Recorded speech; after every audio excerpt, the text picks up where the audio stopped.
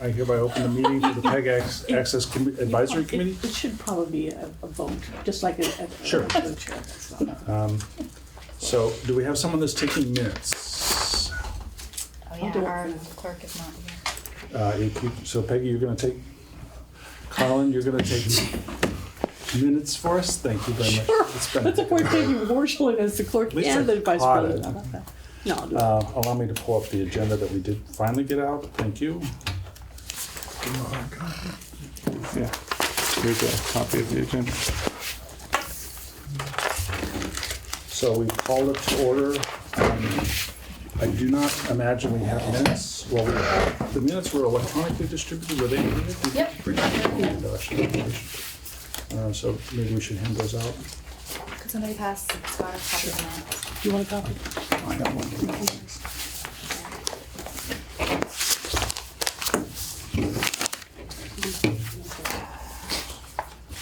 I have one edit, Okay. one small edit that I noticed. Yeah, I had a couple of things.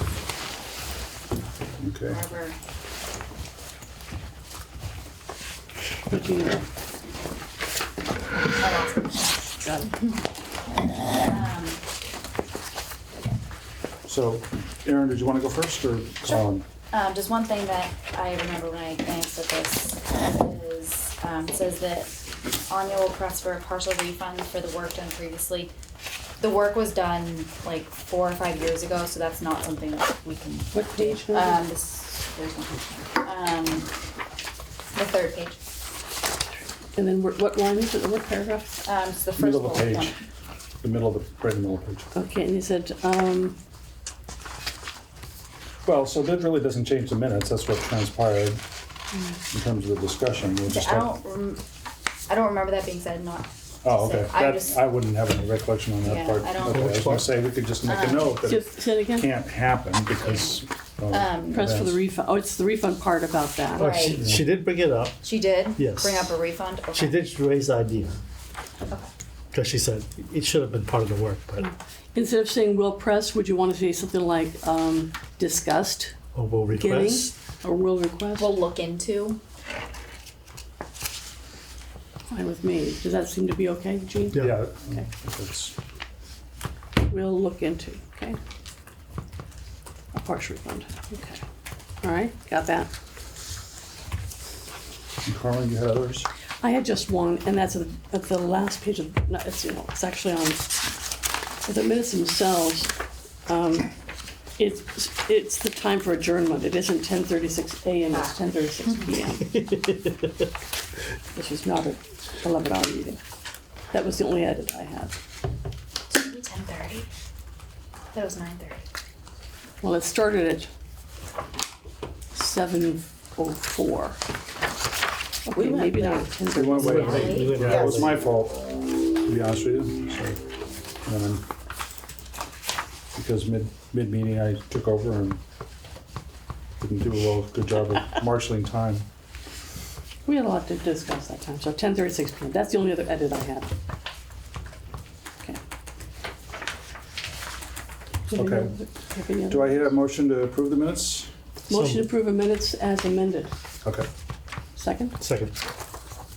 Okay, so it's passed? No, you have to say all in favor. All in favor, say Aye.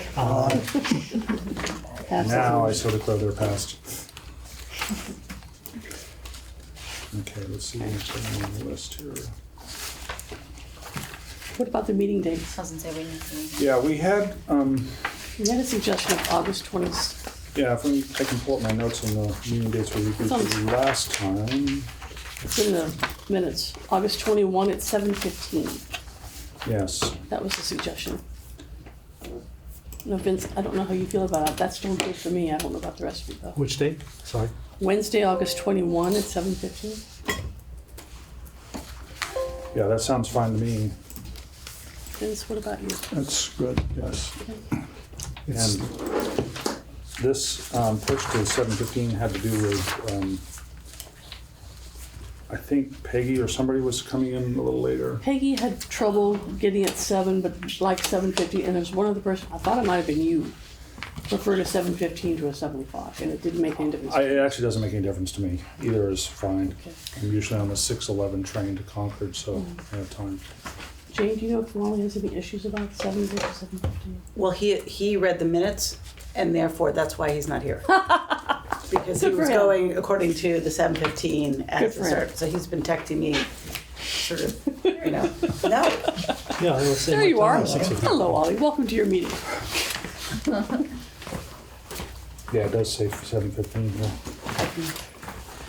Okay, I'm a so liaison, you know that.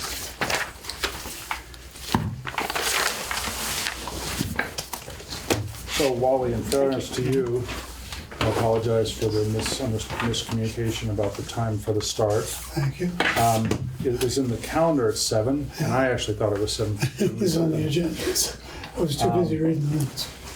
But it was on the town calendar at 7. So that's my fault, sorry. Well, it's all right. We I'm used discussed, to 7. I do want to, for your, all we've done at this point is call the meeting to order and review the minutes. So if you had any issues about the minutes, okay. Just the time.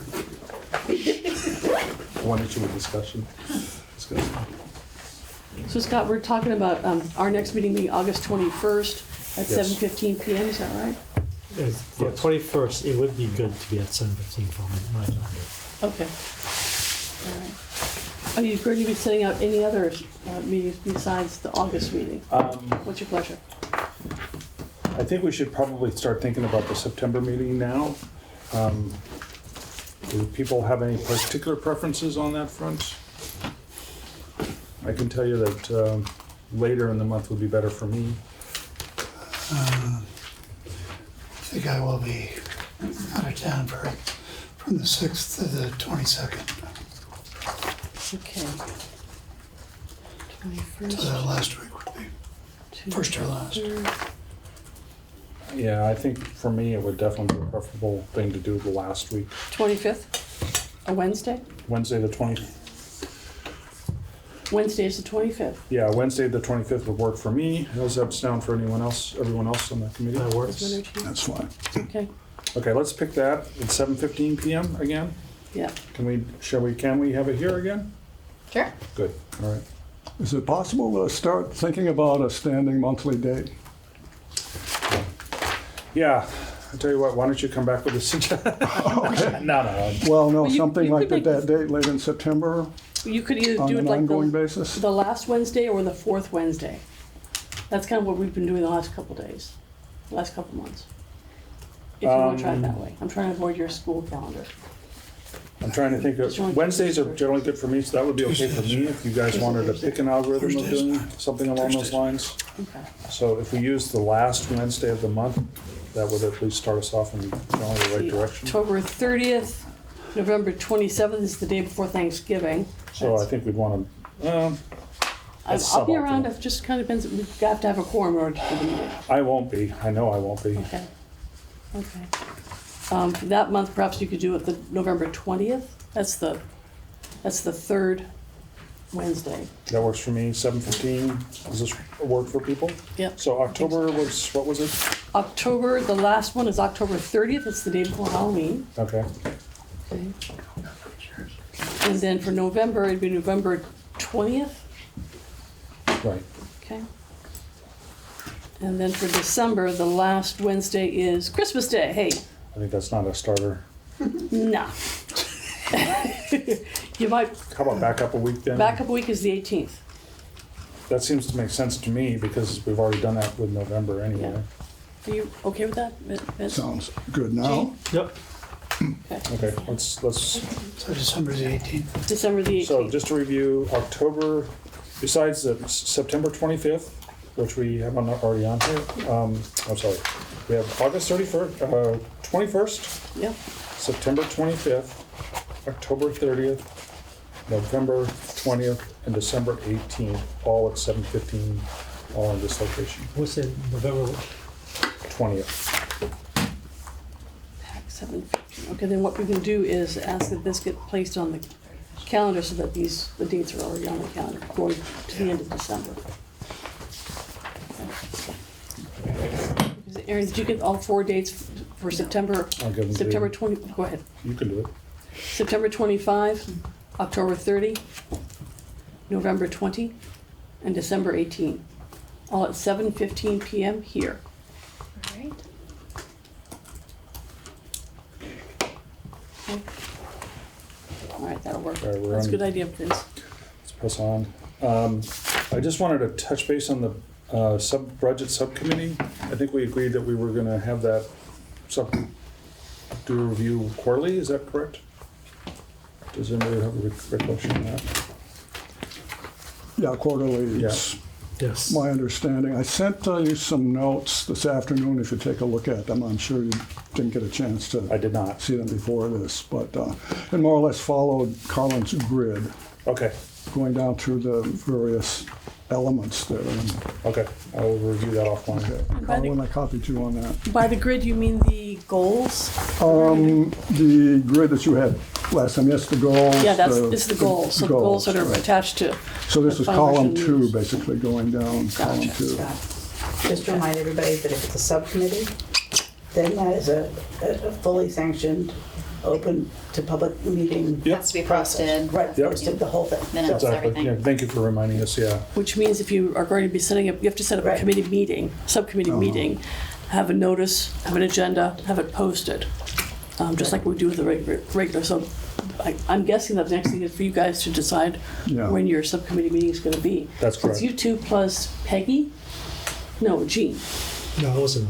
I think it's Peggy. Peggy, yes. Peggy. Yeah. So that in your chair. So we can right? take care of that offline Yeah. and then ask her to post the notice for us. Right. Because we're allowed under open meeting to be able to coordinate another meeting, but as long as it's posted properly.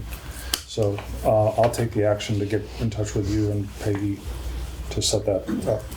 So Scott's going to set up the subcommittee. Set up subcommittee. Scott, I have a question about that. And it's a question actually for Aaron. When was the last time we got a notice from Comcast about the fees that they were going to pay us? Remember they send their quarterly statement? When's the Yeah. last one? Because that's going to be really useful for the subcommittee to have. I think that it literally came in yesterday, and I haven't had a chance to Okay, look at it okay. yesterday yet. I think that'd be useful for you to have. Came back for from your that meeting. trip with a storm of things. Carl? Yes. You have Along no those idea. lines, I'm are sorry there about it. regular communications from Comcast that happen at certain times? The notices come to the town manager's office. Yes. Do they also come to you directly, or do they come to the town managers and they forward them to you? Correct. Okay, all right. So don't ask me, ask Aaron. I have no idea. All I know about it Are is there the quarterly regular payments. communications from Comcast, or are they periodic? They send us regular updates in terms of how much funding we've received from Comcast subscribers, but I don't have a weekly or monthly conversation with our rep or anything like that. Okay, there are no other formal communications other than that. Not unless it's needed. We do I have a guess. periodic opportunity to have their Yeah. representative meet with us. I think we've done that Yes. twice this last year. I would recommend, and you decide how you want to do it, Scott. I'm going to recommend twice a year. And the way to do it is you contact Greg Franks, or have someone contact Greg Franks and schedule him to be at the October meeting or the September meeting once you have the dates done. And then he comes and gives a little presentation, and it works out pretty well. Okay, so let's discuss that just briefly. How does that fit with your budgeting cycle? Should we try and align those in any way? Or just pick a date like October to have him come, see if he comes?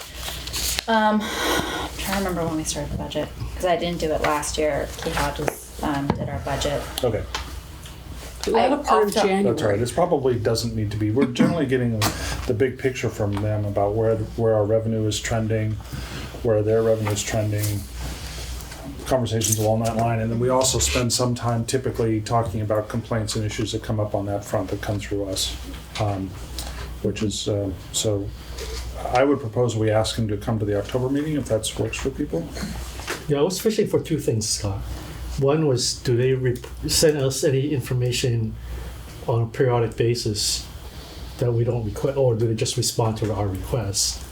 And then the second area was, do they have other communications to other parts of the town that we might be interested in just being aware of? I mean, they talk to residents who go in and, for instance, directly, speak with them about an issue that they're having. Like I had one gentleman who think I spoke about last time, who he wrote to me saying that he had had a difficult time working with Comcast and that a rep had come out and that he had worked with them, and he let me know about what had happened so that I could assist him, and it turned out to be not an issue with Comcast. Yeah, I wasn't thinking about that. I was thinking more about, do they have other communication with other parts of the town?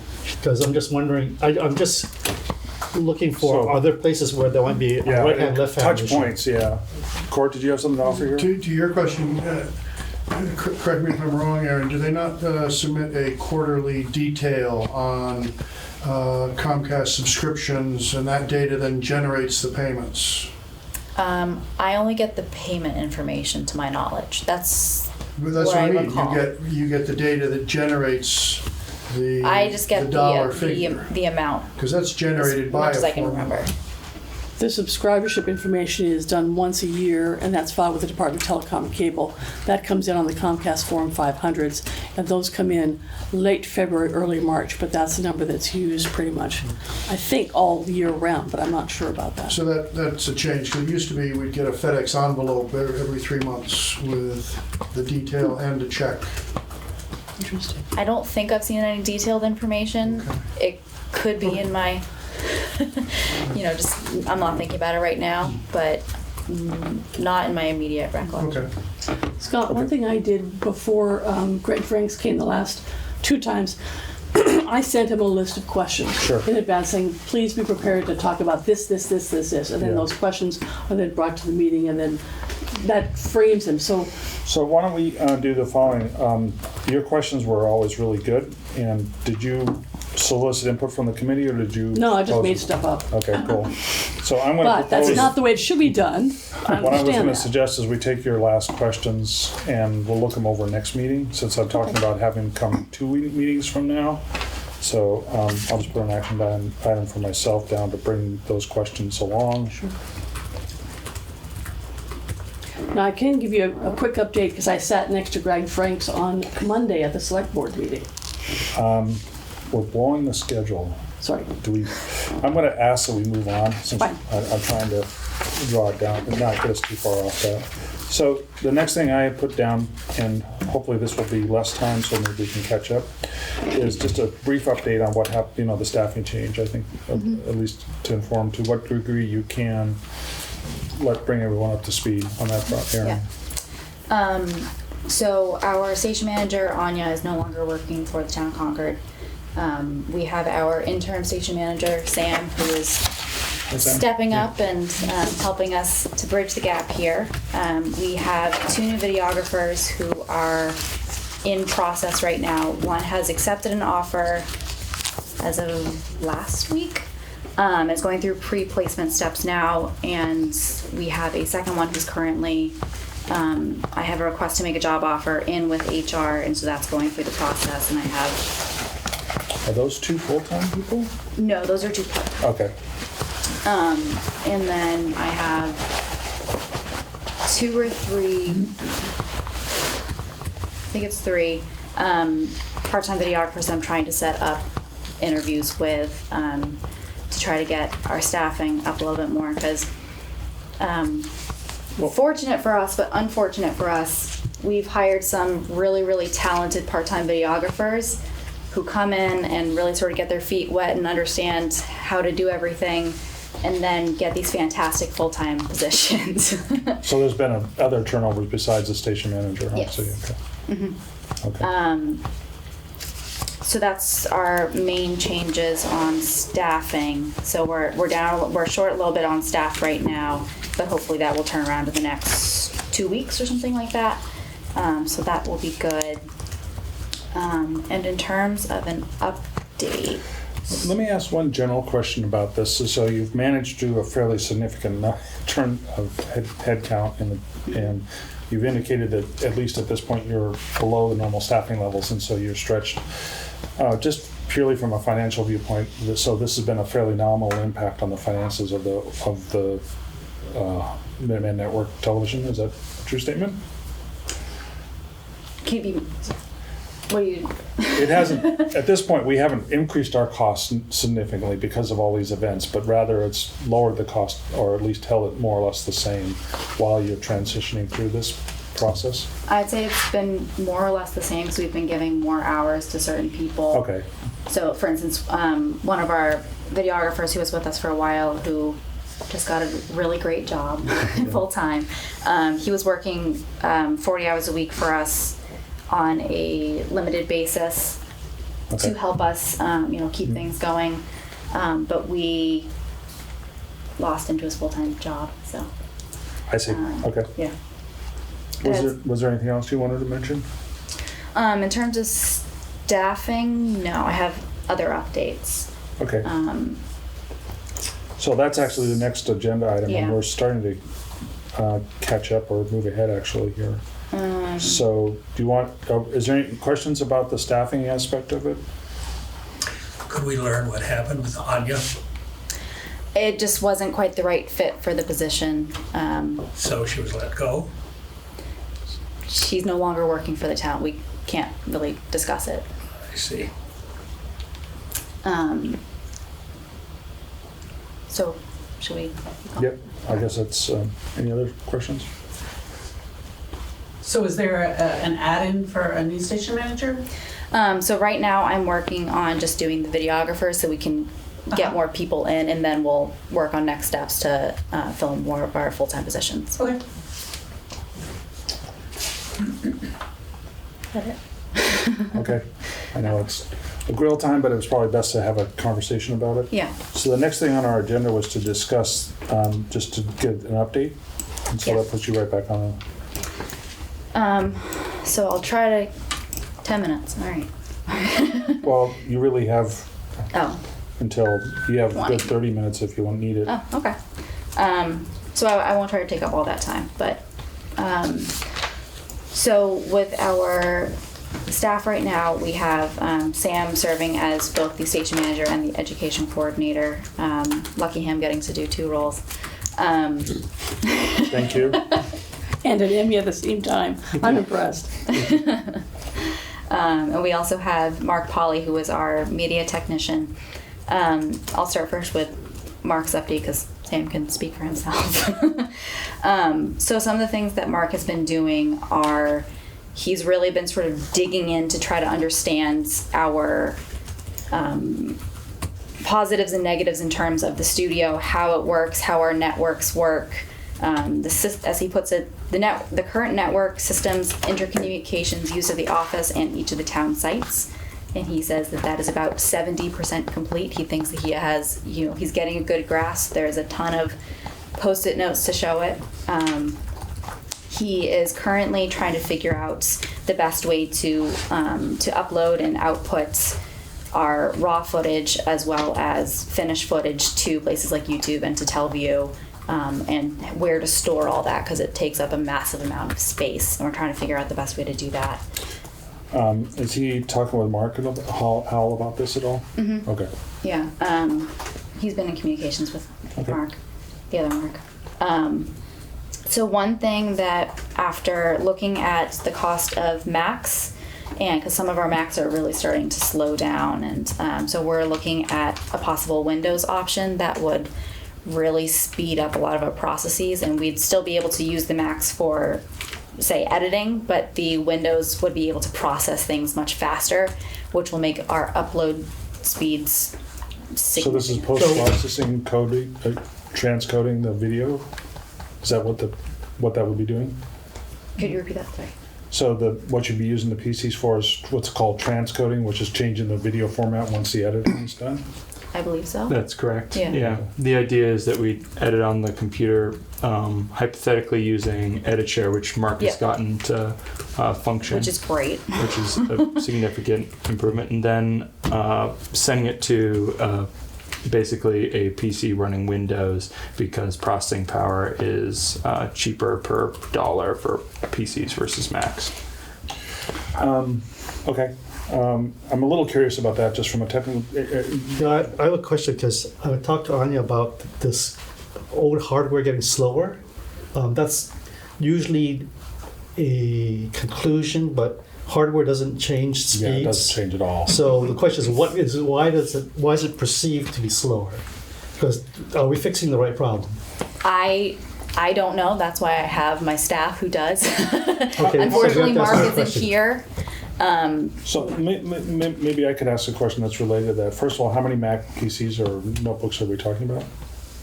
So there's no notebooks; they're all iMacs essentially, How many and they're the are there? ones. Are you- There's Saying replacing, or are No, you? just how many do we have? how many do you have that are slow? Just out of curiosity.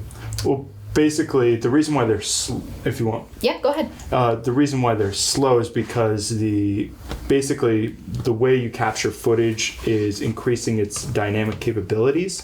So you're dealing with more like higher bit rate footage that's in 4K versus standard definition, or not standard, but So you're HD. recording in 4K is what you're saying? Sometimes we are. Okay. And to be able to process that, or even wanted to do a multi-camera setup, in the past we would limit that or use the Anycast, which is a Sony multicam switcher, but its max is either 1080i or 720p, which is both pretty far below the current state of technology, which is like the minimum on that now for broadcasting is 1080p, which is, Okay, because you can Well, buy great. Why don't you finish? Go ahead. I don't want to dive too far into the details, but I do want to. I want to ask my basic question, which is, how many iMacs do you have? How many machines are we talking about? we have 6 here, we have another at the townhouse, so we have 7. 6 plus 1. Okay. Yeah, but then we have 4 iMac laptops, but we're not looking at replacing those currently just because most of our heavy lifting on the editing side is done on the more desktop-y side. Just to comment on the power of the system, it's not just the processor, it's also the hardware that's called a chipset. And that changes with every generation of computers. which I'm a change- computer designer. I've been so Okay, for 40 right. years. Yeah, so as you know, the encoding and transcoding is done substantially in the hardware at this It's point. often on a GPU. Right. Yeah. And so that's what happens when I you think- buy a new computer. I think in this case, what the point probably is, or to dive back to the technical for just an instant, that they moved to a higher def, probably greater color depth, and all of a Correct. sudden the amount of data they're dealing with has gone up significantly. Where my questioning was leading to, if they hadn't made such a change and it was slowing down for the reasons like Eugene was talking about, it's typically because the system has become fragmented. There's a bunch of performance issues. There's applications that have been loaded that aren't appropriate, and maybe just cleaning up the machine would solve that problem. But We did I try don't. What? it. We tried it. Okay, so The older systems. that's what I was going to ask. If you could check again, Mark probably has Mark Howell has at his resources a way to deal with that. But that's enough. I would just make Yeah. one more point. Sure. It's one thing to just change hardware, but the way I'm hearing this conversation, changing platforms, software platforms, then will cause you all kinds of other software training issues, right?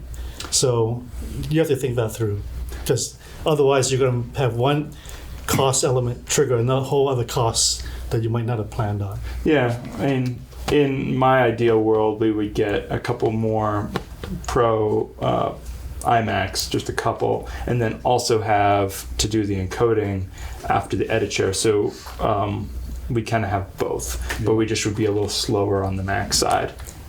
My understanding from what Mark has told me is that we are already using one of the systems that we're talking about, just basically sort of bolstering.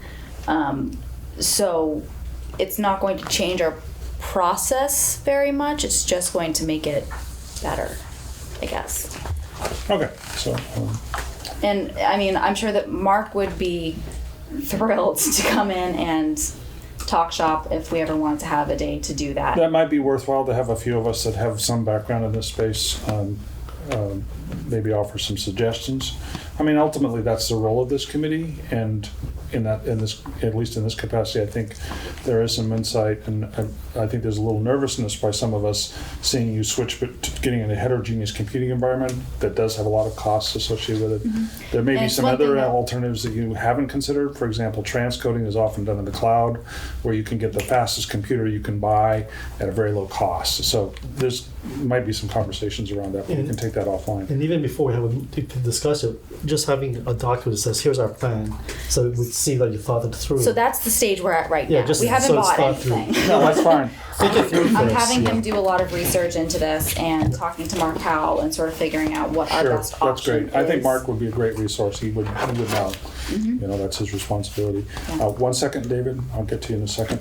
I do want to just touch on something that we talked about back when Anya started, and we thought it was going to happen, and it didn't, or at least I haven't seen it, was there was going to be some sort of assessment or inventory of all the capital equipment that the station owns, and I don't know if we ever did that or not. And I know you got plenty on your plate. Yeah, I have not seen an updated one. Okay. That's so- something that's been sort of on the back burner, as I understand. Okay. Perhaps the finance committee would want to look at that, the subcommittee would want to look at that as part of their activity. David? I contribute cautiously. I can offer a window on Mac processing power. I'm Mac Pro. One happens to sit on my desk. It can edit 4K like a scalded dog. It's an 8-core Xeon.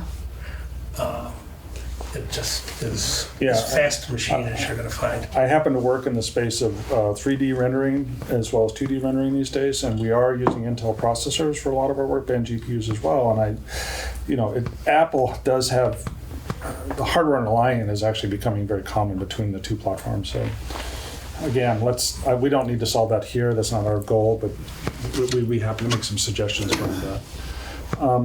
We're in the middle of an update and we got off sidetracked into talking about Macs and PCs. I won't go too much into his other things, so I'll probably send us down the wrong rabbit hole again. So one of the things we were talking about. Well, could you give us a clue anyway? Yes, I'm gonna gloss over it. Good. They will pull on the threads. I'll try and make sure we don't jump down that hole. We are starting to use the Edit Share server, which I guess is something we already had but hadn't been utilizing. So that's one thing that we're going to be doing, so that everything is easier and faster to access, essentially. And that it'll be great for educational programs because we can have students come in and access just a portion of, for instance, the video data that we have to work on a project, and they don't have to sift through 100,000 hours of video to find something that they want. So that would be really useful, and it's something Mark's been working on. As of today, he was working on having us be able to live stream directly to YouTube, which is something that Carlisle does and we've been looking to do as well. So that's something that he's been working on. He got it to work today. Carlin saw it. She saw us testing it. So that's one thing we've been working on. He's also been detangling the sort of control room of the townhouse. Turns out there's an awful lot of cables and things that weren't connected to anything, or they were, sort of connected in one side and didn't actually go anywhere on the other side, but they were drawing power. So there was a whole bunch of mess back there. So he spent some time doing that. He's also working on doing the same thing at Carlisle to make sure that everything that they have there is sort of up to snuff and up to where we really want it to be to optimize their taping capabilities. We have upgraded the bulletin board system. If you look at it now, he's put a whole bunch of there's morning, afternoon, evening, and after midnight bulletin boards, which will show you weather, live traffic. There is all kinds of, there's a CNN, crawl of things that are happening, live coverage, things like that, as well as some different short videos that he's made of Concord and Carlisle and people, rowing down the river and all sorts of lovely things. Yeah. And where is this located? This is on the bulletin board, so it's in between programs. So if you catch it in between, so instead of just getting a static board that says, the COA is having a talk next week on such and such a thing, that will be interlaced with also a great shot. There's this great shot of the North Bridge with happened to be there when there was a bunch of monks walking over it, and it just looks so beautiful and peaceful. And it makes you just want to go and sit and watch. Is there a way to access the bulletin board without having to turn on the TV? That is, can I go onto my computer? Or if I don't have Comcast. Or, Well, you can always go online and watch it online. yeah, can I go So online it's- and just to look at just the bulletin board? I don't know. Okay, because that I haven't been able to figure out how to do. Okay. That's a good question. I can ask him that.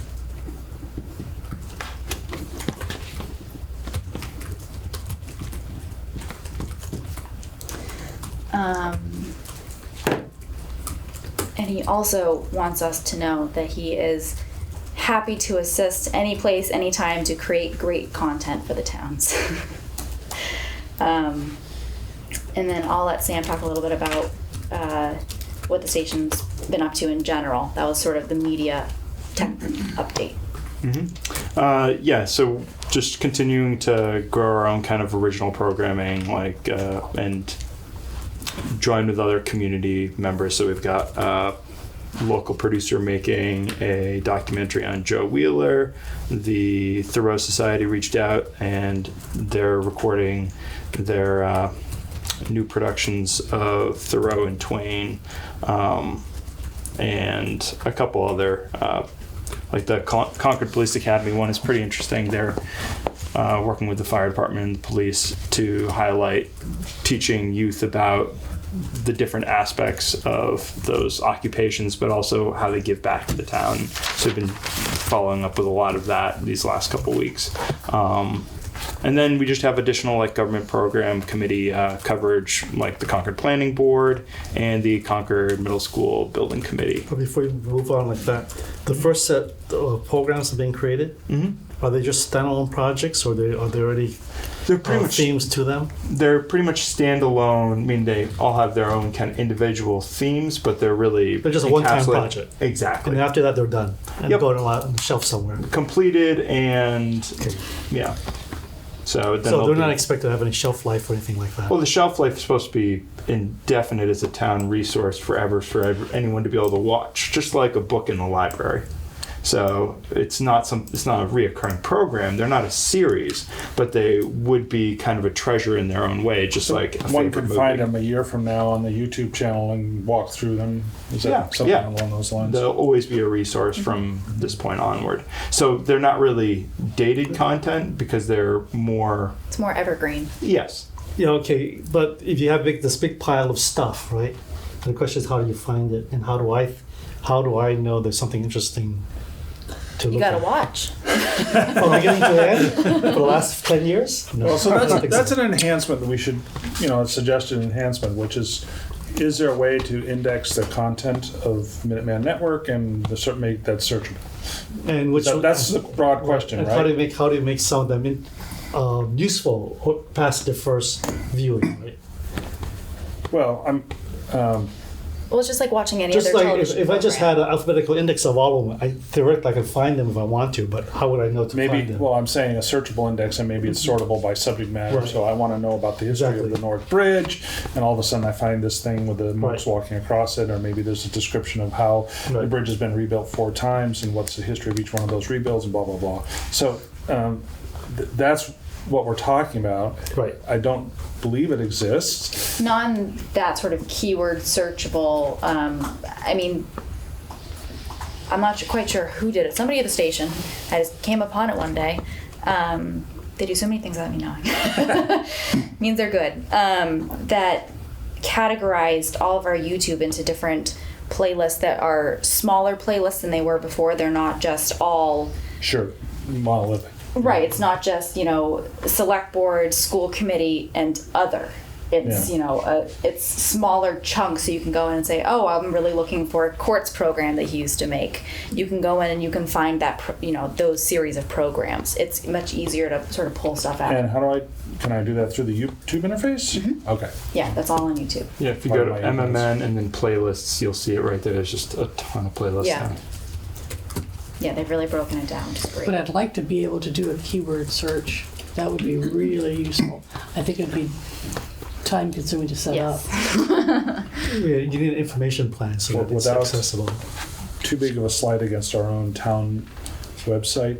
I find it to be very challenging to find things on that website. And unfortunately, And there's that nothing too. I can do. I've asked. I've actually, so basically, usually I use Google, pointed at the website and use Google to search through it, but, Well, having index search is a very interesting question. well, Ask the library, they have not yet fully indexed Emerson's papers. wow. And that dates back quite a ways. Yeah. Well, so it's a suggestion, and I know it's something in the future to think about. Sam, were you done? Do you have more to tell us? No, that's pretty much the primary updates. Okay. Question, Sam, on Telview. Mm-hmm. What are the formats that Telview handles? And where's Telview in the picture at this point?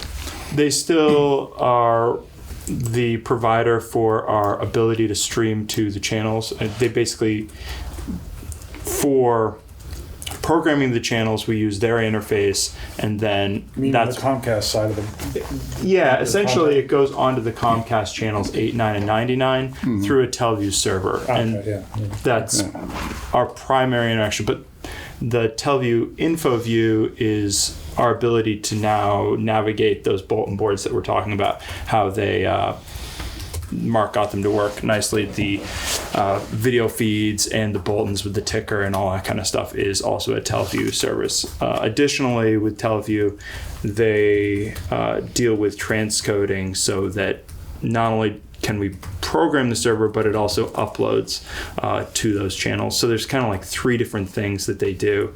And those could be segmented out to different companies that are also competing in those markets. So, Segment, what do you mean by segment? so for example, there is the the elemental is one of the aspects to it. So basically, I'm actually gonna mute my phone. It's calling right now. That's awkward. Anyway, so the elemental could take the information from our Telview server and send it up to 8999, which is actually what we have it doing. It's from this other company, and we're looking into replacing it with something that is Telview in the future. Just because it streamlines our processes, and we hypothetically might have lower costs. So. Is there any content that they retain that is not retained locally? So that's another good point, that because we're using a Telview server, it uploads to their on-demand space. So they have a channel that's kind of like YouTube that we used to utilize, but it was archaic compared to YouTube, so we've kind of migrated over there for easy accessibility. Okay, so All the content that would be there, with the exception of potentially the bulletin board, would already be saved locally, right? Or saved on whatever system you have for edit outputs. Yeah, we have a older system that we used for archiving, and now we're migrating to a newer methodology because it's challenging. Because There's another so technical much. rat hole we could all go down, but I'll leave it. Yeah. Okay. I just wanted to make sure that nobody was holding content that they might charge Oh, no. MMN for at some point in the future. Yeah. No, I don't think so. Okay. Well, is that everything you guys wanted to give us on an update on that front? Yeah, those are the basic updates. My gosh, we're right back on schedule. So We're that good. bad news is it comes right back around to Yeah. you, which is the survey piece. So So I'll just tell you a little bit about the survey. So as you know, I lost my help for the survey. Heather Butler, who Eugene, could you hand me one of the surveys? who had been with the town, left for a new position as a town administrator, and our office assistant Lori had to take on a lot of her duties in the meantime, so I lost my assistance from Lori, and so thankfully I was able to find some more help from Karen, who works as an office assistant at 55 Church Street. So she was a lifesaver there. So basically what I did is I didn't really go in and do any real analysis, because I thought that what the committee wanted was basically just an overview of what the data was, have it sort of laid out so that it was easier to take a look at, for you to draw your own conclusions. There are some things that I will say that, for instance, that 68% of people or respondents said that they did not intend to leave Comcast, that I stated, that seems like the majority of people are not necessarily looking from this respondent group to leave. So I made those sorts of assumptions, but I tried to. That's actually interesting information. Yeah. Maybe we should, there's two ways we might proceed at this point.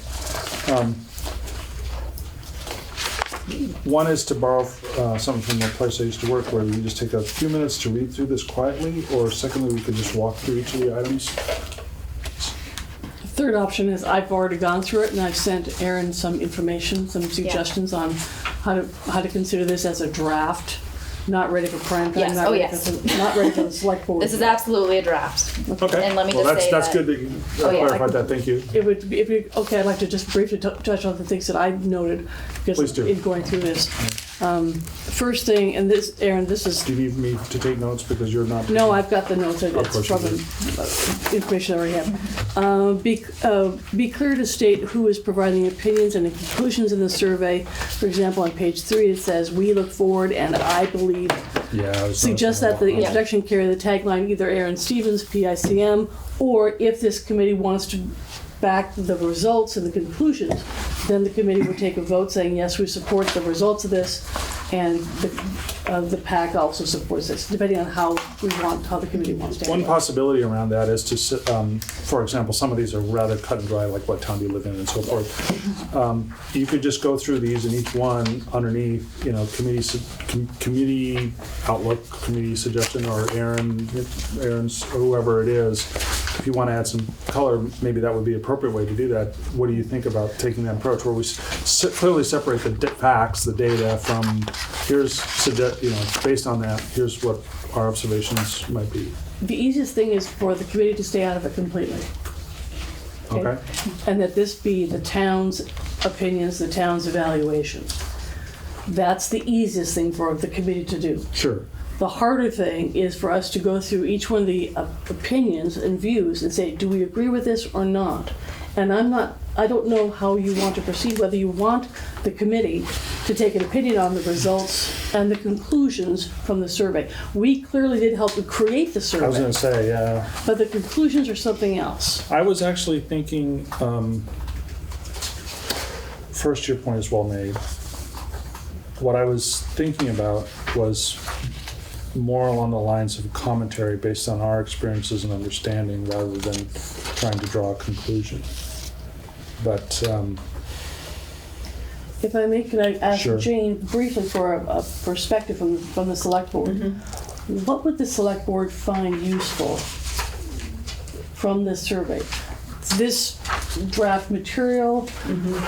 Do you want the committee to give its perspective on the survey results? Does it matter to you? Well, it would, because this committee is the committee that is appointed by the select board and therefore responsible to report back to if this is a product of the committee, then it should be the committee should have input. The committee has to make that presentation, so it has to be your product. Then what I would suggest from that perspective is that there are lots of individual judgment calls. One thing we can consider doing is having a couple paragraphs at the end saying committee perspective or committee comments or committee observations. Putting it at the very end. And at the very end of it, if there's anything that we particularly disagree with or we want to emphasize, we can put our own approach on that. so basically, But otherwise, it's I'm okay with that approach. I thought it might be easier from context to touch on it in each one of the items as we went through it. For example, just to draw a quick example, the one about staying with Comcast, clearly that you can look at the, our comment might be around, this represents potential future funding of the Minuteman network because of its decline in people say only, one way to look at it is a glass half empty, 70% of the people, 30% of the people are going to leave Comcast potentially. The other one is glass is half full, it's 70-some percent. Satisfaction rating, and inertia says that a lot of the other 30% will stay with it. So I'm okay with putting it at the end. Any of the other committee members Yeah, have a I'm not bias? sure I understand the implications of what you just said, because I was thinking that when we look at the results, it might inform us as to what we might be paying attention to in That's the the future. purpose. That's the I purpose think of the what- survey. So, Well, what I heard Jane say was that the select board would be interested in not only the raw data, but also based on our experience and our responsibility, recommendations or outlooks or Analysis. suggestions or Yeah. insights that we may have, because we've been thinking about this a great deal much more than Right. the select board Okay, has. because I'm thinking, And Carlin's suggestion is we put it in a couple paragraph summary at the end of this survey, which I'm fine with.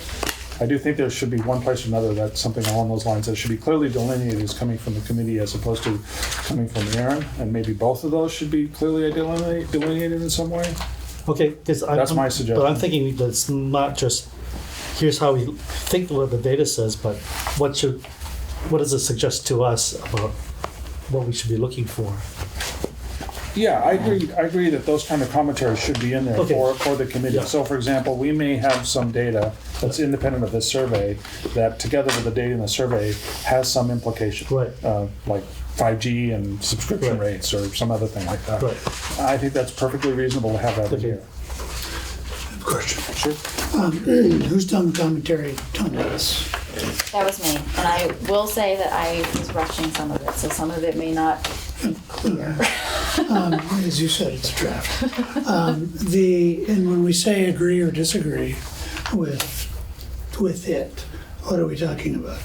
Well, I don't know if we have is there a meaning to such saying that I disagree with the data that's reported from the survey? No, I think I mean, to me, that doesn't exactly no, make sense. you don't disagree with the numbers. Right. What you could disagree is, does that reflect many, most, majority, yeah. a little? Yeah. Those Interpretations. adjectives Yeah, are where the interpretations of that come sure. from. And that certainly belongs in the commentary, I think, yes. And that's the kind of thing that when I went through, in fact, one of the comments I had to Aaron was, be careful how you use the words majority or most, because in one case, majority was defined as being 50%, another case was defined as being 43%. No, not quite.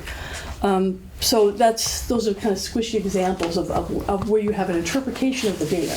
The numbers are better, 83 of the respondents, for example. But how we interpret that data, that's different. Here's what I'd like to suggest, to go in line with what you suggested, Carlin, which is to present first the data without any commentary, and then have two sections at the back. One that's from the committee's commentary on the data and conclusions, and the other would be Data analysis, like here's the methods, raw data analysis, yeah. and then here's the commentary. The alternate way to do that would be to put it in a summary form at the front end to provide the commentary before they read the details. In business, you often do that. You give them an executive summary that says, here's what I'm going to talk about, and here's why we've drawn these conclusions now. Please dig through the details. This is a little bit long frankly, it's going to be a little bit long for somebody to read quickly in this, but A lot of it's the comments. yeah, yeah. Then this is really a lot to put into two separate sections for people to read through and match them up. What do you think about putting them side by side? That was my first thought, editorial was to format? put any commentary was with each one, but clearly identified each line item. So some of these we won't have many comments, but others maybe. And Does Carlin anything- had the idea of putting it at the end, and I'm not married to either one, so I just think it would make it easier for most of the readers to read the data, and here's some commentary, here's some more data, here's some commentary. so the challenge of that is whether you're looking at the data piecemeal or you're looking at the data in the whole. If the commentary is data in the whole, then it belongs more separately. Right. Court, do you have something to offer? real quick? Just a quick comment, and that is from a viewer perspective. I'm going to be more interested in the recommendations that come from this committee as to what to do with this, where it steers you. And I might be representative of others who probably won't scrutinize this too carefully, but will be very keen on how this informs you in terms of strategic objectives.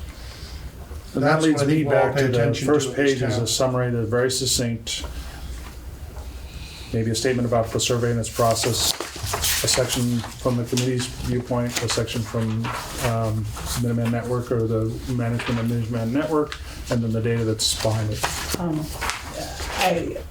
Court put it very well, which is when I said this would be something you report in. Yep. The survey itself is an instrument. The report is what Okay. you've drawn from that. This is a reference document that is produced. Yeah. So it would seem to me that if we did the piece up front, and I tend to agree with that, that we would want to scrub these comments Yeah, to I each think, question to be just descriptive of what somebody's looking at if it's not clear graphically. Yeah, it's purely, any of the commentary wrapped around these numbers have got to be purely factual. So, yeah. Yeah, no and- opinion, no suggestion, no insight. Right. That's separated. I do think that's important to separate. Yeah. And it sounds like the right answer is to put it at the front end unless anybody objects. That's the way I'd like to propose that we do it. Then the question becomes, how do we proceed to go from this point to the point at which we've completed this work? Is this part of the, I would welcome a suggestion from the floor. How's that? I'd love to put my editorial skills to use and to strip out all what I view as the opinions, Right. collect them in a separate box, and then have the committee look at, see if there's something like that, and and say, okay, here's all the data that we have, and then this is the opinion material that was already in it. This is a committee to do it. So I'm happy to do a rewrite. So based on I what would, we have. I'll propose or ask that Carlin do this, and would you be willing to bring that back to the next meeting? Or do you want? Next meeting, September, yes, I can do it by then, if I can get is this done in Word? No. What is it done in? InDesign. Oh, God. Oh. Okay. Give me I the can- file, I'll figure out. a Can way you, to if you convert can it. I swear transform to it God, I into Word, I don't do InDesign, because I don't have that program. You can export it to PDF. Well, I have it in InDesign. PDF, but I don't think you can edit PDF. Oh, Yeah. I export it to RTF, so she can import it to Word. All right. All right. Or give it to me, I have some tools as well to solve that problem for you. Yeah, I'd like to take a stab at it. If anybody else wants to take a stab at it, they can do their own thing. So if you want. I think it's acceptable relative to open meeting laws if the rest of the committee has any insights based on this to simply email them directly to Carlin, not have a conversation about it. You can fold those in if you want. Would that be acceptable? Eric, what do you think? It's okay by me, but I just want to make sure. I'm not going to respond back to. I was gonna say, I tend not think to it's respond okay back if to people. it's one way, Jane? Yeah? Yes, as long as it's one way. Right, Yeah. No, and thank you. There's never any other conversation. right. So my suggestion is, to that end, thank you, any of the committee members that have Okay. insights that they want to be included in the next round of the conversation, mail them to Carlin. You can copy Aaron as a mechanism, just a housekeeping mechanism, but please label the subject as being input to the review of the survey, something along those lines. And then we'll leave it to Carlin to be responsible for rolling those up in a nice editorial way. And then at the next meeting, we'll discuss it. And what I could do is, if I do it in a Word document, just how I'm going to process it, I can do a track changes, or at least you can see what editing Sure. has been done, Yeah. what's been moved, what's been struck, and that sort of stuff. So be able to make the changes. Good. Okay, and to that end, Aaron, you're going to try outputting it in Word, RTF, PDF, I don't know if I'll put it in Word, but I'm curious to find out, so. well, whatever you can. Yeah. And we're allowed to talk to you about the logistics of that in between meetings. And Yes. if I can be of some assistance in that space, I have a lot of tools at my disposal along those fronts, including ones that will ingest PDF and turn it into Word. Assuming you haven't marked it as being not convertible, there's a way to do that. But I don't think. I'd like at least a week to do this, which means I'd like everybody's comments by the 17th of September. That way I'll have it ready for the meeting on the 25th. Is that Isn't fair? the next meeting in August? What month is this? July. Yeah. I can't do it for August, sorry. all right, so I can do it for September. okay. Would But I can this still go, I can still would go this with be that. part of part of the package that goes to the select board as the annual? It could be part of the package, it could just be referenced as a report, but it. so- There is not room for this in the town report. No, I'm just going to say that's that. gonna be like a 2-pager. thing. Yes, it can be So maximum we'd 2 pages. we would reference it Right. at some point. But I was trying to look for timing rather than size, that's around the end of the year, right? End of December, yeah. At some point, this should be available for anyone to read. I agree. Yeah. On the, I On our- mean, once it's been, On the PEG access board, we right, would. separate of the interpretation. Sure, It this should should be be another available as document that's data that available on our anyone website, in yeah. the community can read. With the idea that perhaps in 2 years, we do this same sort of thing again, then we compare to see how the data change, if it changes. So it's still Do you want comments by when? September 17th. Right. And so it's, the date at which you're gonna do this is the September meeting. And I'll bring it to the September 25th meeting. So are you looking for comments on what's here, or are you looking for comments about Any what insight that you might summary have that may look like? you feel the committee should represent in our summary overview of this data? So based on your experience or your experience relative to the committee, you think there's something we should be bringing forward that may be tied to the data that's here, you should articulate it. If it's totally independent of the data that's here, then maybe it belongs in a different forum. But for example, Eugene and I might write something about the Comcast subscription rate and the fact that 5G is coming, or something along those lines, just to give an example. One other thing we kind of went by very quickly was Sorry. a section from the staff and a section from the committee. Do we want to do it that way, or should it be, is there a benefit to doing it that way versus? I think they're slightly different perspectives, and I would advocate separating them. Yes, I agree. Staff perspective, or what town, I don't know how you want to say it, but essentially staff perspective and community perspective. Minuteman network, Okay. team management, or some So- term along those lines, and then PEG committee commentary. Yeah, timing frames. I can get this stuff ready probably in about 4 or 5 days, realistically. Everything comes in on September 17th, which is a Tuesday. Are we intending to circulate this to the committee members before the meeting on the 25th? Or should I just bring it to the committee on the 25th? Because that makes a difference on the timing. I think that it'd be nice to circulate it. Okay, how much time do you want to have it before the meeting on the 25th to look at the revisions? Ideally by, that's a Wednesday, right? That's a Wednesday, the So 25th? the Friday night before Friday would be good. great, yeah. Okay, You all could do right. it. Then I'm gonna backtrack my Worst dates. case Monday. I'm gonna backtrack mine to the 13th of September. Yeah, I mean, It's a Friday. we have plenty of time. It's Yeah. not- If you don't get mine before September 1, you're never going to get it. Okay, so September 13th, get the edits to me, or suggestions, whatever you wanna call it. Yeah, I just wanted to make sure Yeah. we were clear in our direction. And do you want the staff response to be how we view this data or how we will use this? You won't know how you're gonna use it until you talk to the town manager and your station manager and you think about it. That'll be going, you're welcome to tell us, Sure. but I'm not gonna hold you to it. I don't. Yeah, my suggestion is it's anything you want to put in your commentary, whether it's forward-looking or backward-looking. Backward-looking meaning, here's the data, but there's some interesting information that's correlated to that based on some other data you have.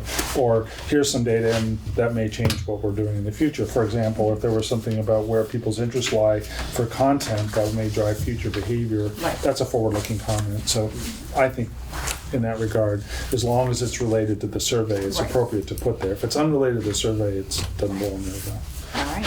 That's my input. Okay, all right, so that means if I get the edits on the 13th, sorry about the scheduling stuff, but it actually that's makes. fine. Aaron, I'll get the revision to you by the 18th, which is a Wednesday, and you'll have it in time to distribute out with the agenda. And the agenda's gonna be posted on Monday, the 23rd of September. Yeah, good, okay, so that's my deadline, I'll get it to you, finished product, on the 18th, or the next version of it. Thank you, I'm good. Okay, something else to consider. This is the first round of collecting data on user interest. I think going forward, it's probably also going to be useful to collect data from other sources and to either combine it or to, consider where it came from. Can you elaborate what other sources means to you? Yes, YouTube data, for instance, on collecting the viewership data on YouTube. Yeah, I think one of the things we discussed before, which is a challenge around all this, which is to make sure, and this comes up in a lot of online survey activity as well, which is you end up with situations where people can bias the results, if you will, by being able to put a lot of comments in. For example, any comment that's in YouTube could be heavily populated from a very few number of people. Well, this is not surveying through YouTube. It's actually collecting YouTube metrics. On Oh, viewership. okay, I see what you're saying. So that is available through YouTube, and it's quite substantial. That's kind of information that could go into our annual report in January, not the report for the survey. The survey is just based on data. No, the survey But I is think the that's a first very- shot. Yeah. Well, for example, I would hope that the Minuteman Network folks would look at the number of views of the different content that they. Indeed. And I don't know if that drives the direction, because it can be a leading indicator or it can be a trailing indicator. Maybe there's content that they're not putting up there that they need to put, that should be put up there that would be more interesting as opposed to, clearly if you're spending 10 hours producing a video and it gets 3 views, maybe there's something wrong with that somewhere. Maybe it's not of interest, but yeah. I don't know if that's the committee's responsibility to take that on. My sense is no. Any comments? Well, it's ultimately the responsibility of the committee, because if there's no viewers, there's no reason to spend money on it, basically. With the exception of government activities. You never know what's going to be important 6 months from now. That's the problem. Well, that's why I'm interested in what's the mission, right? Because we don't have any ways of measuring That's how we're true, meeting the indeed. mission. Okay. Another source of data, just also the MMN website, in terms of people that go to the MMN website and what are they looking at on there. So it is now conveniently broken down, as you say, into kind of discrete categories. But for On the instance, just looking at government versus education versus public programming. Yeah, I don't know. Is the Minuteman Network website instrumented to gather metrics? Usually that costs money, by the way. We do have metrics. They Across pages, different pages. Oh, okay. it's a little bit tedious to gather, but it's there. Oh, Okay. There's one free source and one that you pay a little bit for, but Google Analytics. Yeah, we can't put Google Analytics. Our website provider doesn't like it because they have their own problem. system. So it essentially does the same thing. It's just a little bit clunkier, I find. Oh, will they provide data? Yes, we have the data. Oh, from Yeah. your provider, the service provider. She said It's just click like- here. Yeah, it's just a little bit clunky. I've let this woman's question go too long. I That's apologize. all right. I'm just fascinated the discussion that you said, what's the point if there's only 3 views?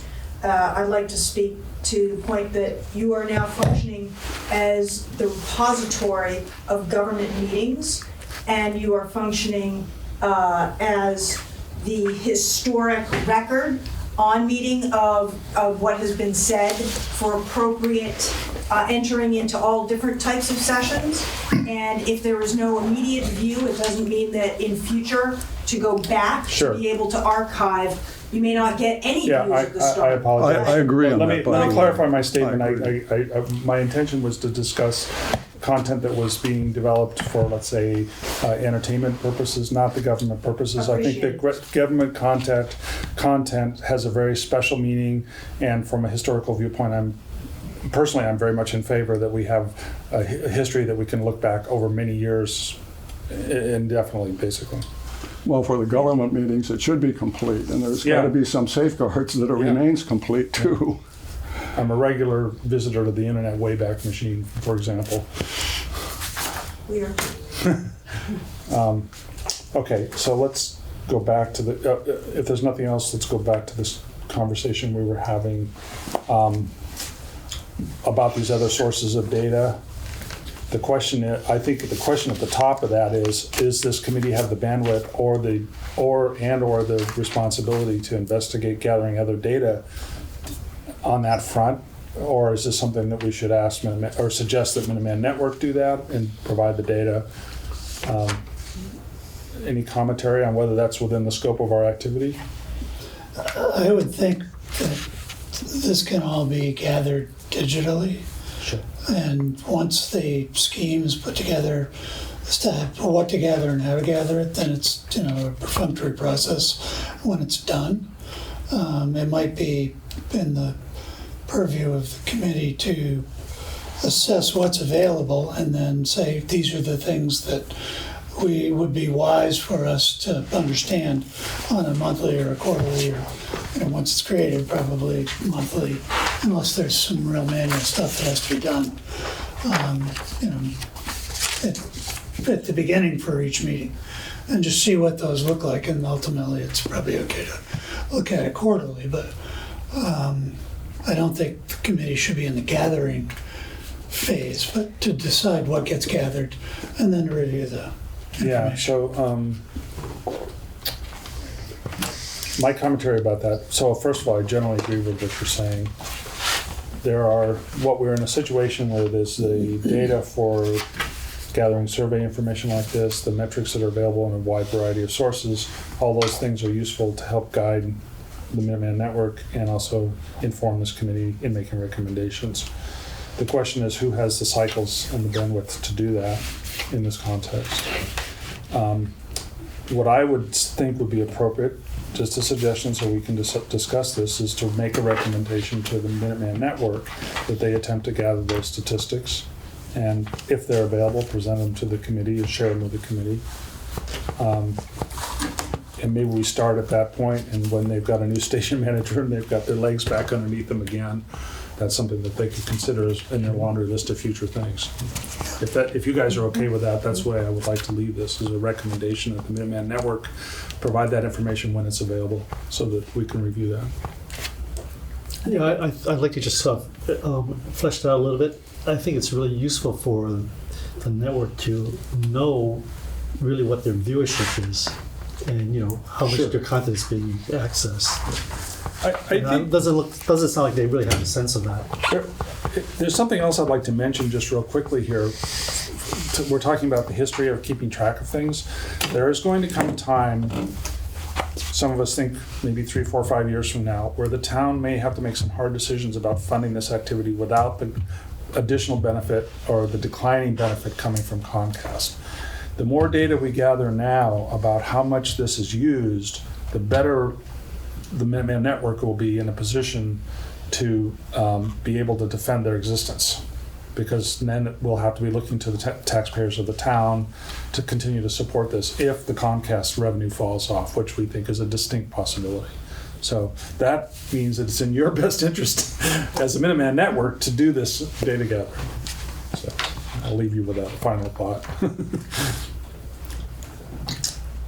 Okay, we're still on time, unbelievable. First of all, are we done with this subject matter? I'd like to finish up and go to the next thing. All right, so then it would be liaison reports. Earlier, I would mention that I would sit next to Greg Franks from Comcast. Yes. There is some information that you need to know that relates to the PEG funding.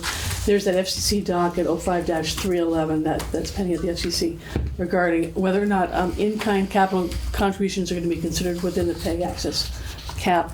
There is a draft order that was released, and I've reviewed that order.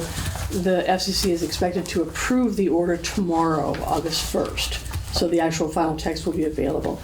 What it does say is essentially a couple of things. Free drops will be considered part of the PEG cap. I don't know if we get any free drops. At one point we did. INETs will be considered part of the cap. That's the PEG access cap. We don't have an INET right now. But the channel capacity will not be considered part of the cap. That was the main thing we had filed comments about from the town. That was the main thing we were concerned about.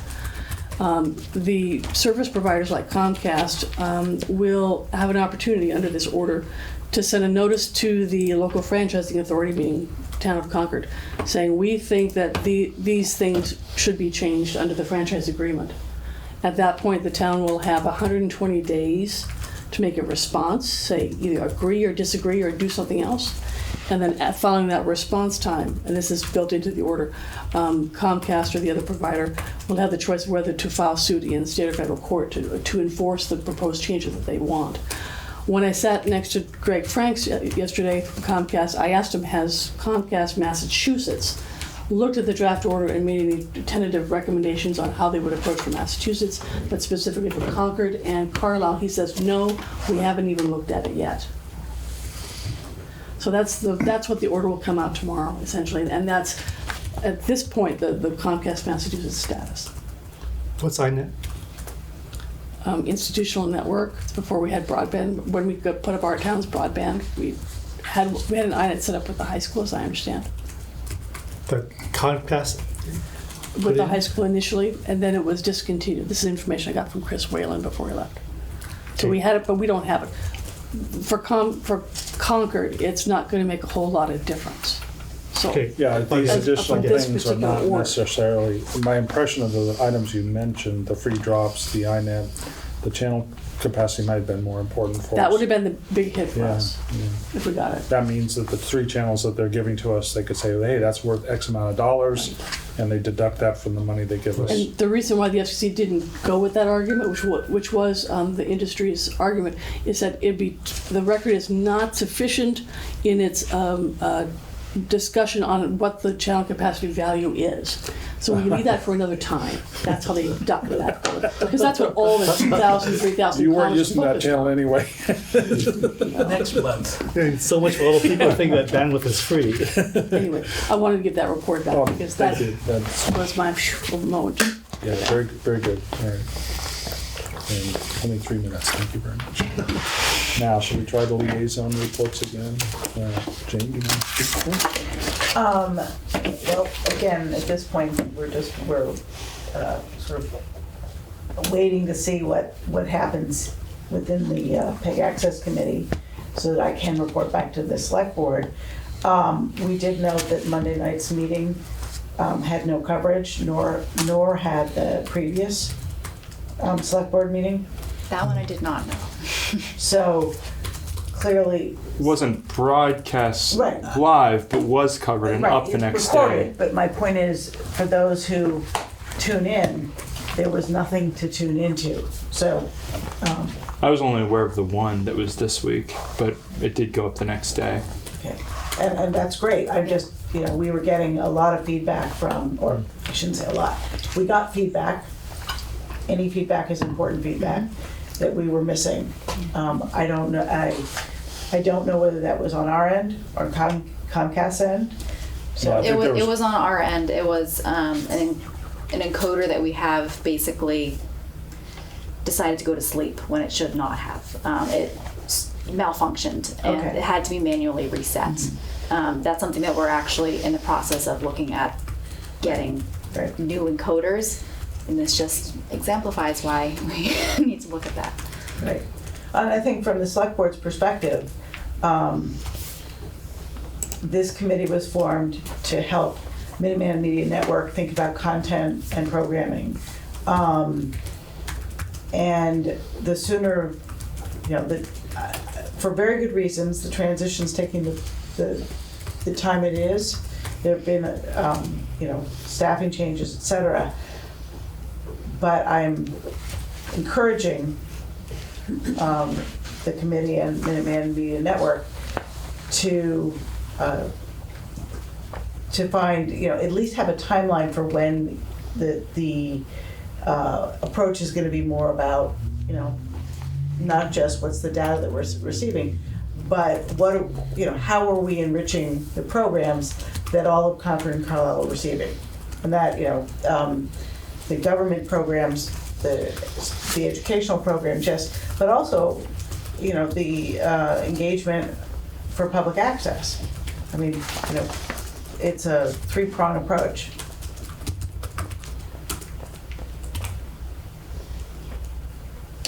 Okay. Anything else? All right, Wally?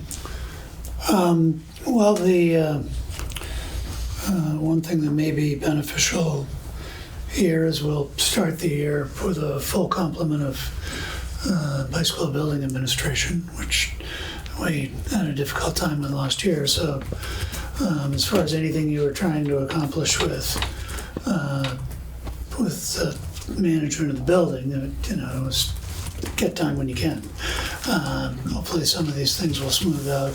Same thing's true over at central administration. We'll have a full complement for the first time in quite a while of positions filled there. And there's some restructuring, but I think all to the good. So it's relatively quiet right now. The building committee, which you're doing coverage of for the middle school, will probably pick up. We're in the process of hiring an owner's project manager. Once that's done, some of the work that'll be putting the bid out to get somebody to come in and help us do this work, and then it'll be busy. So they'll and there, I suspect will be more interest, and especially more interest as we get toward town meeting. So, other than that, I don't think there's anything that particularly impactful for you. I do have colleagues in the room if you want to ask them if I missed anything. Well, we're looking at other middle schools as we consider our own middle school project. So we can't help but take notice of the media centers in those middle schools. Beverly has a stellar one, and it's been there in a brand new $100 million plus school for a year. And they have yet to build it out properly in terms of putting it into service. So sometimes the technology and the facility precedes the strategic plan to implement it educationally. So when did they finish their facility? They opened a year ago. Okay, so it took a year and they're still not completely Correct. thought through the build out. Yeah. And that would make sense because that's going to be a piece of curriculum that's not core. So as you transition into a new building, there's so many moving pieces, and you've got to make sure that your primary curriculum and your electives and all the special needs programming is in place and running smoothly. And I have no idea what they have in Bedford as far as student-based interaction with their PEG access. I would be excited to see more students involved in what's going on here, and if that happens, then if we're able to do something like that in the middle school, and jury's out on what will be in it and what it will contain, but So to be able to develop sort of a feeder program for people coming in to do something. So from that comment, is there anyone that's leading the thought from the school side in terms of how to build a curriculum or a program that would get the students interested? Because if you just leave it to accident, you don't know what you get, right?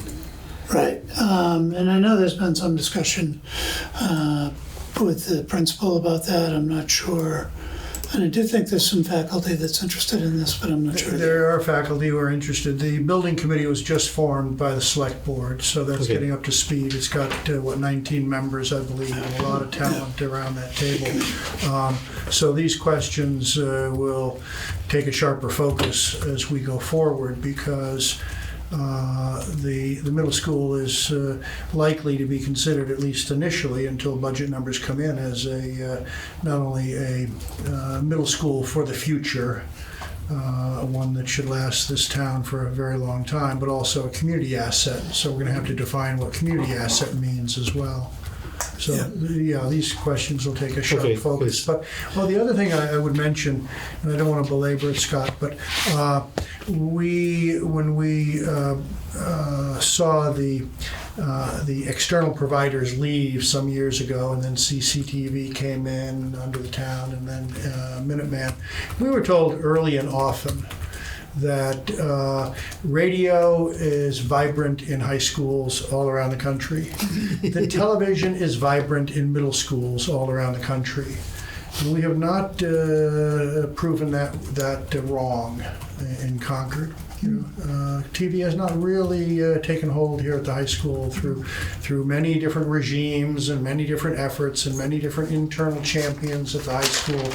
It's never really become dear to the students here the way we've seen in some other communities in their middle schools. So who knows? It bears a close look as we have this opportunity in front of us with a new middle school. So when you make that comment, how do you see podcasting versus television? One, I'm not qualified to answer it, but two, I don't think it's a significant consideration on the part of our students. What do you mean by that? Meaning that depending on, I haven't looked at very rigorously, but I feel like the interest in television for the youth is reflected in their interest in podcasting, creating podcasts. So I don't know if that's true or not, but it has a sense of reality to me because podcast is so much more lightweight for all the equipment you need, and so it's more accessible to them than thinking about the way we think about television. Yeah, and I don't know, I mean, obviously I could do a podcast right now. When I say podcast, it's yeah, about creating YouTube videos as an example, right? But I think one of the things that the court refers to and may be worth looking at, the model for radio is I have a 1-hour radio show a week. The model for doing something video related is I'm going to, it's a 10-hour commitment a week. And these kids don't have, they don't have a lot of time. That's an awful lot of time. And, so it's, is there a way to bring kids in here to do things that are, can be confined at a couple hours a week versus, it becomes what you do after school. See, that topic I feel needs an educator's eye to it. Mm-hmm. From where I sit, I just don't have a sense of how do you shape that in terms of making it digestible to the students. And Court's been here in the building throughout this transition you just mentioned. And so if there's anybody who can speak to what's been tried and what's worked, what's almost worked and what worked for a little while, and it would be Court. But these things typically take a champion among the faculty, and then it's typically driven because there's a cohort of kids that say, hey, Ms. could you do this for us and help us? Like not to run over, do you have a quick one? Then I have a very quick, which comment is, back to this you. is, I'm hearing a lot of discussion about opinion questions, et cetera, and this sounds to me like a perfect opportunity. There's time to develop a survey for the high school, and in other words, rather than anecdotally guess at this. You're talking about like surveying the students? The students, Yeah, exactly. okay, This has got to, and to your point, if you couch it as Minuteman Media Network television, there might be a blank stare. If you couch it as, would you want an hour's podcast a week or half an hour's podcast a week? I don't know, but make it make a survey instrument that was accessible to the students. Yeah, it's an interesting idea, both on the radio and the TV front. So, and I think his point is well made about making it bite-sized, not bite-sized, but tractable in terms of the amount of time a student in high school can dedicate to this. One thing that I'll say on the education front is last year I was in talks with the high school about how to get the kids more involved, and because we came in sort of late in the game, there wasn't a lot. Sure. We did a couple of things. We did a video, for instance, showcasing why it's important to take an art class, what kind of cool things the students are doing. We did a couple things like that. They started coming to do with like more of the weather shows and things like that. But we're working on a documentary with the Metco students, which is really interesting. It's really cool. Sort of a day, a day in the life kind of thing. Like, what does it mean to be a Metco student? So we're really excited about that.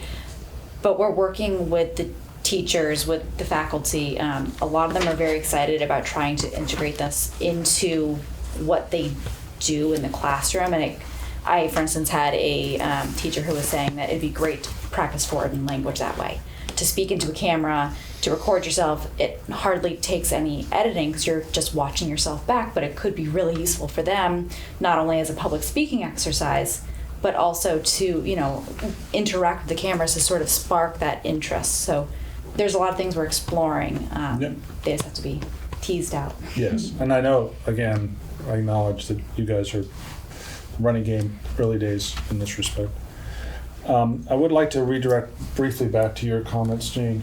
One of the things I was thinking about as you were talking about this was I want to make sure that there's good fidelity of what the request from the select board is to this committee and to Minuteman Network, that are two different things. The relationship between those two might be something to discuss, meaning that the PEG committee is in an advisory role. We can look and touch as much as we can, understand what's going on, but it's ultimately an advisory role. But I do think there was two things that we've worked on in the past that might be worth revisiting with the select board. One was we had a conversation with Minuteman Network about a mission statement. Yep. And the other part was there's a charge. I know that we have a charge that comes from the board to this committee. We have another document we've worked on, which is goals for 2019, 2020. And it might be worthwhile for us to circle back with the select board to make sure we're aligned on that front, because I want to make sure we're aligned so that you're not, the select board's not in a position of saying 6 months from now that, we're waiting for something to happen. If it isn't in that, we need to close and make sure that we have our problem statement clearly in mind, because my sense is right now we don't in some way. So I don't know why that is, but I'd like to close that gap. Then my suggestion would be to get you as the chair on an agenda at the select board to have a discussion. As a liaison back to the select board. Seems like would be the appropriate thing to do. Right, exactly. I can just report what goes on in the meeting here. Sure, no, but I think that a little more interaction in that respect. Exactly. Just to make sure that we have a clear understanding of what the select board's looking for. That's because what I heard here to me was very clearly a disconnect, or at least an anxiousness to see some activity or some output of this activity that wasn't being met from the select board perspective. Well, I think that if you look at the mission that the select board created, and some of this, it's less frustration, it's more the reality of where are you on the timeline. Sure. There's certain things that are taking longer. All right, that's the way it's worked out. But in terms of the goals of representing the programmatic side, the survey is a good information piece, but I think that your point is well taken, that an early report back / discussion that says, here's our mission, I just want to make sure the problem statement is correct. here's our problem statement, here is the goals that we've worked through, and here are the questions that we still have. Sure, yeah. And then we can have an interactive discussion. Okay, I think we'll set that up.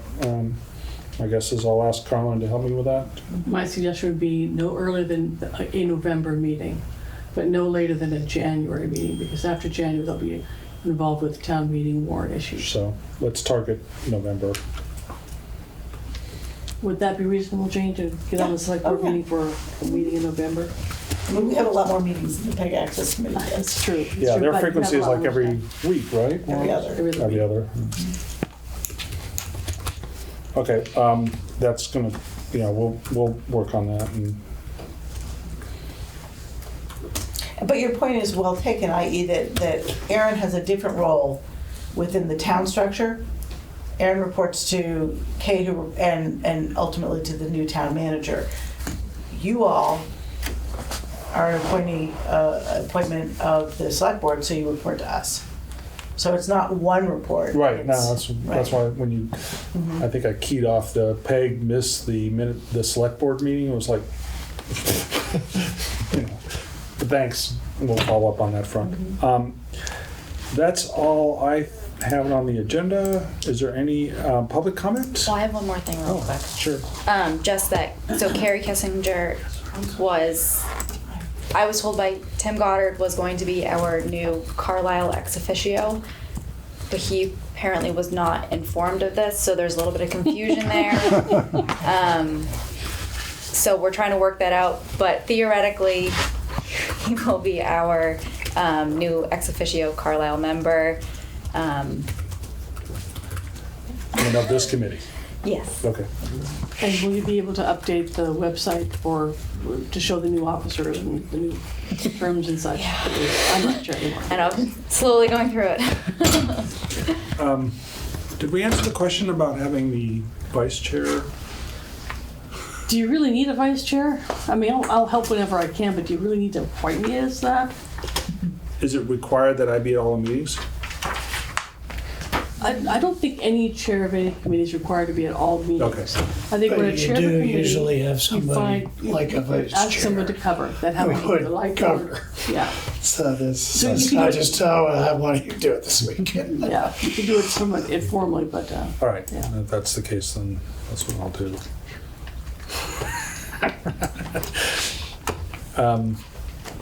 Hearing no other, public comments, sorry. Run over here. I would like to just make a plea for as much attention to staff stability as we can right now. As I sit and listen, I think the biggest threat is instability in the present. Nobody's indispensable, but I think Sam is very close to indispensable, and you described Matt as very close to indispensable. Mark, excuse me, Mark. So whatever leadership and management and personnel attention can get paid there, I think would be critical at this point. we appreciate you. You know that, right? Thank you. We appreciate you. You know that, right? Okay, good.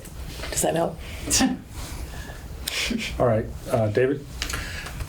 Two items, looking back at the minutes from, the June meeting, the last meeting, and the conclusion of town council growing out of the suit in Manhattan that there's greater protection of press freedoms when it's in the hands of the government. I notice it might be called tongue-in-cheek, it might be a very great irony. Well, let's put the New York Times under the federal government and the Washington Post and all the major TV stations. I'm sorry, that's foolishness. Perhaps I'll have an opportunity to talk to the town council on this matter.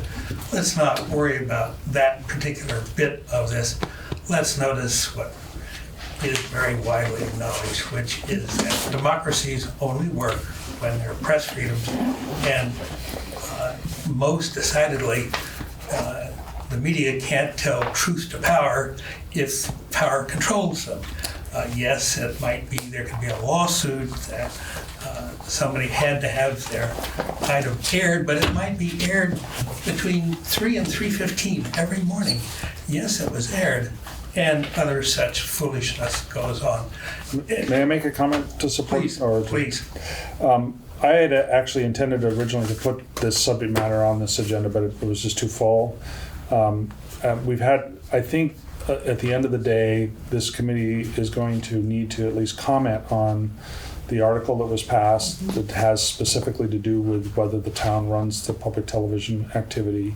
I think there's work to be done there, and at the beginning of that work, at least from my viewpoint, is to understand exactly what that article means and what latitude the town does not have. In the end of the day, we may make some recommendation back to the select board based on that, but I think it's something that I feel it's not quite an elephant on the table, but it's pretty big. And so I think that's something we have to take into account. And indeed, I myself, It won't get forgotten. I I'm certain of that. Okay. It happens that at the meeting prior to the last one, I observed that this is democracy. The town meeting is the legislature. It has spoken. Certainly, a committee of how many people doesn't tell the legislature what to do. They can make recommendations. They can move articles and so forth and so on. But the essence is the democratic process. And it's essential that this committee look at the matter because, as was committed after the article was passed by the past town manager, now retired, it would stay in the town for a year, or at most 2. Yeah. We're well into that year, and that means that Yeah, actually... and that communication apparently was off the record, but I have no direct knowledge of it. But this issue, I mean, the article does stand, and that is a matter of public record, and that's something that this committee will have to address. And as I was headed in that direction, indeed, that means the committee wants to look at the process of divestment of reprivatization and the creation of a not-for-profit to take it on board. But look, we're late in the night. We're not going to go farther. I said all this previously, and we all know it out loud. Item 2, and I'm only now going to reinforce what Court has previously just said here. Let me put it this way. One of the highest costs that any organization faces is staff turnover. The higher the turnover, and in this case, we see that some of the videographers turned over because you got such good people, and congratulations on that. But the person at the top of the organization was here at most some months.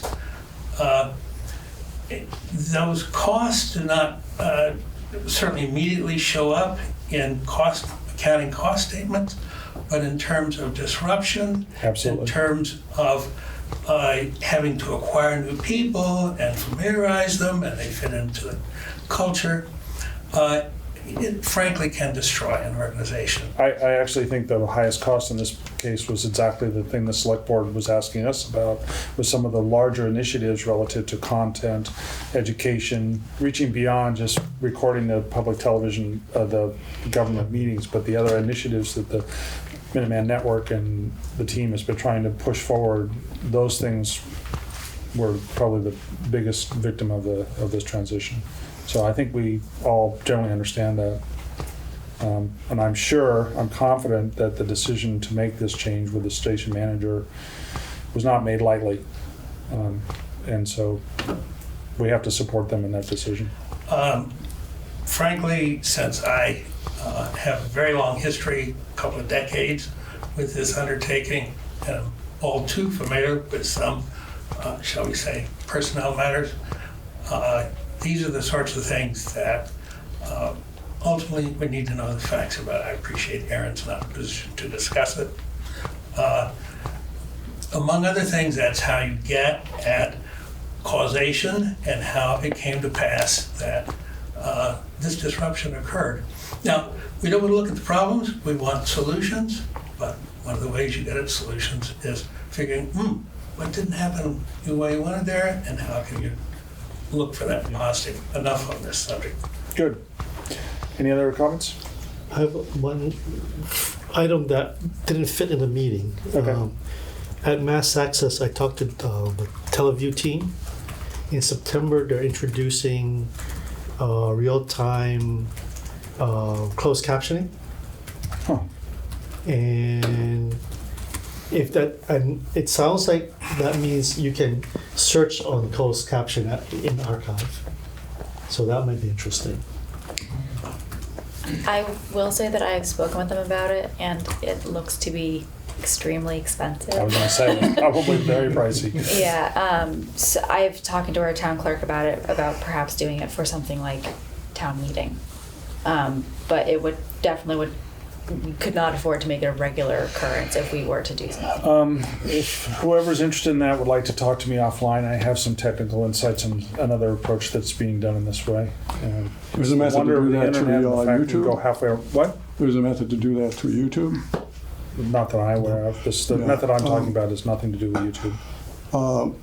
Sam knows what I'm commenting on, and maybe we can cover it offline and then discuss it at some future meeting. I'm not sure when, probably quite soon. This whole closed captioning subject? Yes. Okay. Yeah. All right. Well, we'll look for a place on this agenda to discuss it. Yeah, because I think it's really interesting that if you had that, then searching for Indexing and searching. Yeah. index is really interesting. Okay. Any other comments? One question I have, it's probably mainly for Jane. I understand that the new town manager's first day on the job is August 13th. 12th.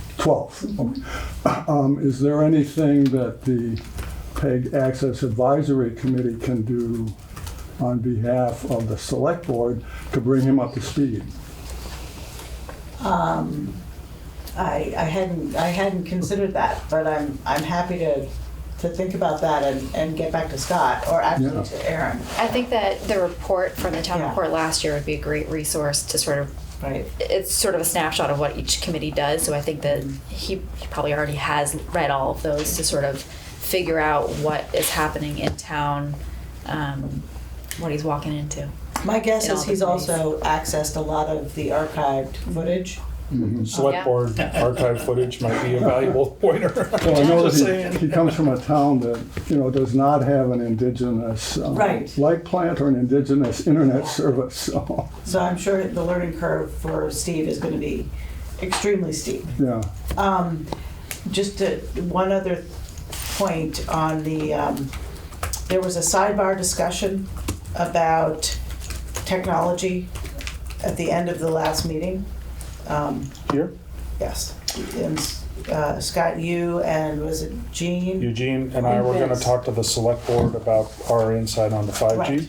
Right, exactly. It was in the general meeting, but that's whatever. But my point is we took that outside of it because it wasn't Right. a PEG Access Committee discussion.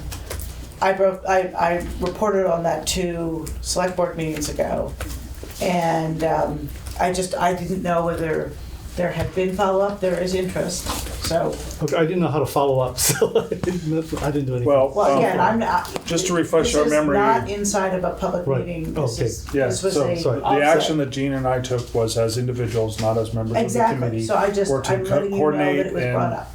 Offer our insight to the select board on this subject Mm-hmm. matter. And I know for myself, I've been buried, so it didn't happen. Okay, We'll try and make it happen, so we'll redouble our effort.